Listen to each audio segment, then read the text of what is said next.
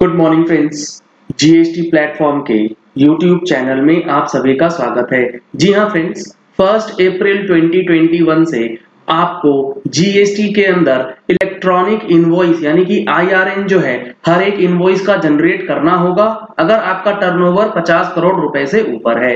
तो आपको आज की वीडियो सुननी इसलिए जरूरी है क्योंकि ये जो इनवॉइस है ये आप देख पा रहे हैं, मैंने ओपन करा है सीजीएसटी रूल्स के अंदर जो जीएसटी का INV1 फॉर्मेट प्रेस्क्राइब किया गया है, जिसमें कुछ फील्ड्स आपको मैंडेटरी किए गए हैं जिसके बाद ही आप आईआरएन जो है वो पोर्टल पे जनरेट कर पाएंगे।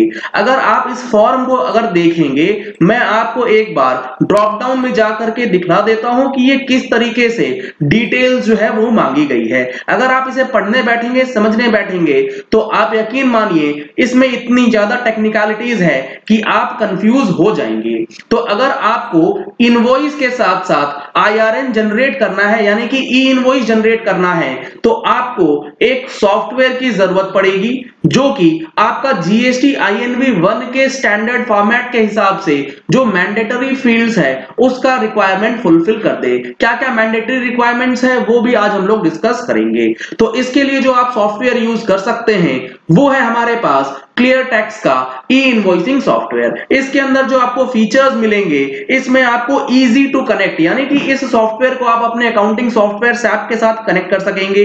ये फास्ट है, सिक्योर है, साथ ही साथ आप इस सॉफ्टवेयर को यूज करके आईआरएन के साथ साथ जो डेटा आप अपलोड कर रहे हैं उसकी रिकंसिलिएशन यानी कि फ्यूचर रेडीनेस के साथ आपको ये सॉफ्टवेयर जो है मिलता है। अगर आप ये सॉफ्टवेयर परचेज करना चाहते हैं, वीडियो के डिस्क्रिप्शन बॉक्स में लिंक दिया गया है, उस लिंक का यूज करके आप परचेज कर सकते हैं। आपको वहां पर डिस्काउंट भी मिल जाएगा इस सॉफ्टवेयर को यूज करने के लिए, परचेज करने के लिए। अब देखिएगा यहां पर जो हमारा ई इनवॉइसिंग का फॉर्मेट है INV1, इसके अंदर कुछ कार्डिनलिटीज दी गई है यानी कि कुछ ऐसे फॉर्मेट्स हैं, कुछ ऐसे कॉलम्स हैं जो कि मैंडेटरी हैं और कुछ ऐसे कॉलम्स हैं जो कि मैंडेटरी नहीं है यानी कि वो ऑप्शनल हैं। तो कौन से ऐसे फील्ड्स हैं जो कि मैंडेटरी है? सबसे पहला है वर्जन। तो आपको इन चीजों का ध्यान ना रखना पड़े, इसी चीज के लिए आपको एक एक्सपर्ट सॉफ्टवेयर की जरूरत होती है जो कि क्लियर टेक्स्ट आपका फुलफिल करके दे सकता है। वर्जन के बाद जो आप इनवॉइस का फॉर्मेट है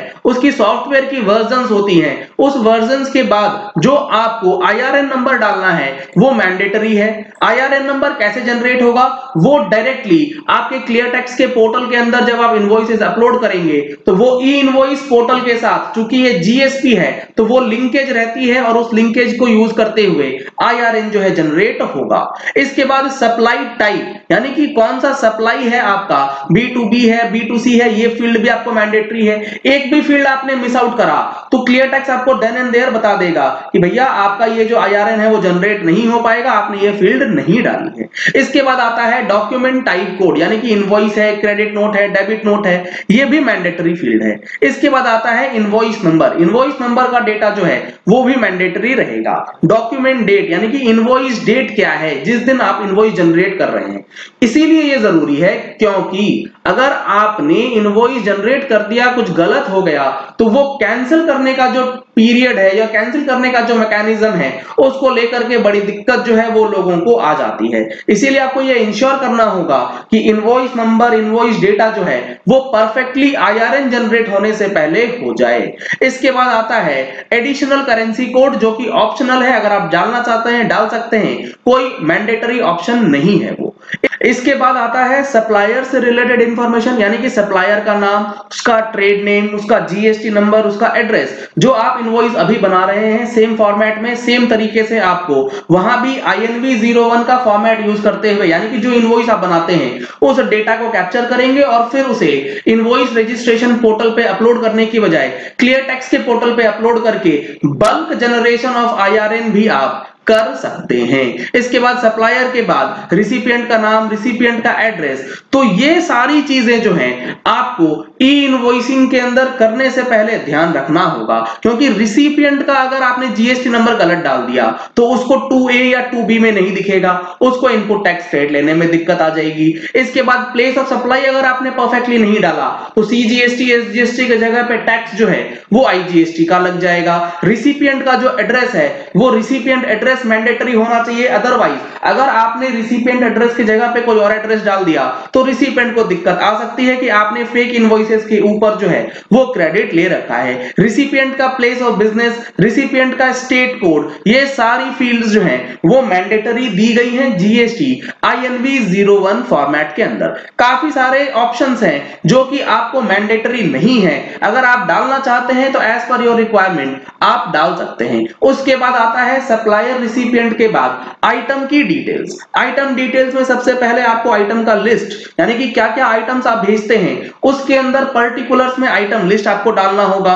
एक्स्ट्रा इंफॉर्मेशन अगर कुछ है तो वो ऑप्शनल है, मैंडेटरी नहीं है। इसके बाद टैक्स स्कीम, इसका क्या मतलब है? टू स्पेसिफाई द टैक्स और levy applicable GST, this field is mandatory only if this section is selected. यानी कि टैक्स स्कीम अगर आपके ऊपर कोई लागू है, अगर आप वो सिलेक्ट करते हैं तो मैंडेटरी है, अदरवाइज वो भी मैंडेटरी नहीं है। तो ये कुछ फील्ड्स हैं जो कि जीएसटी INV 1 के अंदर दिए जाने हैं, जिसका यूज करके आपको IRN जनरेट करना है for the purpose of compliance to electronic invoice. उसके बाद ट्रांजैक्शन डिस्टेंस, ये सारी चीजें ई-वे बिल के लिए की जाती हैं। अगर आपने ई-वे बिल और GSTR 1 के अंदर डेटा इंपोर्ट की डुप्लीकेसी से बचना है तो आप क्लियर टेक्स्ट के सॉफ्टवेयर में जैसे ही डेटा इंपोर्ट करेंगे और IRN जनरेट होगा, वो ऑटोमेटिकली आपके GSTR 1 और ई-वे बिल में भी चला जाता है, उसमें कोई भी आपको प्रॉब्लम नहीं आएगी। अगर आपको क्लियर टेक्स्ट के सॉफ्टवेयर को यूज करने में दिक्कत आती है तो आप उनके कस्टमर सपोर्ट सर्विस से बात कर सकते हैं और सारी डिटेल्स जो है वो आपको आपकी प्रॉब्लम के हिसाब से बता देंगे। तो ये एक इंपॉर्टेंट अपडेट है जो कि 1 अप्रैल से आप लोगों को फॉलो करनी है, अदरवाइज आपको दिक्कत आ जाएगी। लिंक आपको वीडियो के डिस्क्रिप्शन बॉक्स में मिलेगा, उस लिंक का आप यूज कर सकते हैं। Thank you and have a nice day.